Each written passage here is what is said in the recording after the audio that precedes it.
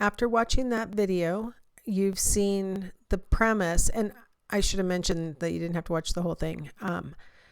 You've seen the premise that with just a little bit of physical support, a person with autism can learn how to use keyboards to communicate and really express their ideas and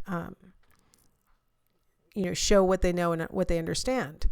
And in the video that you watched, the facilitators really were providing minimal support, holding on to a string around her wrist or just putting their finger on the back of her hand, things like that.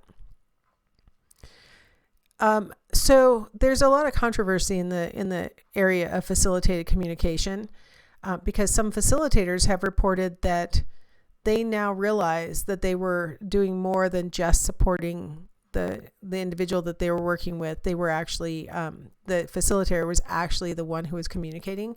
So as a result of these claims that maybe it's not the person who's being facilitated who's expressing their thoughts, maybe it's the facilitator who's expressing their thoughts, researchers came up with a way to test the possibility that there's an extraneous variable here, that it's the facilitator who's conveying their ideas.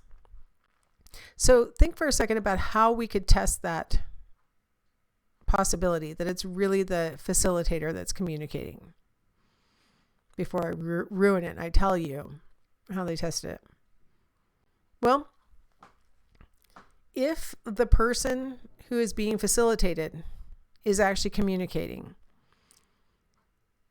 there are two things we could do to maybe test the hypothesis.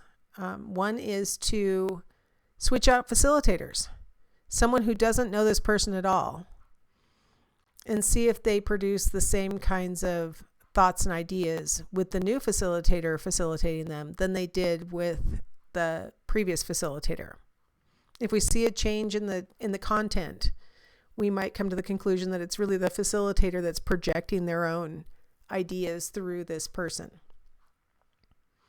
An even more controlled way to do it, though, would be to have the facilitator leave the room, ask the person a question, have the facilitator come back so that the person can answer the question, and see if they give an answer that is correct, right? That reveals that the question was heard and that the question is being answered.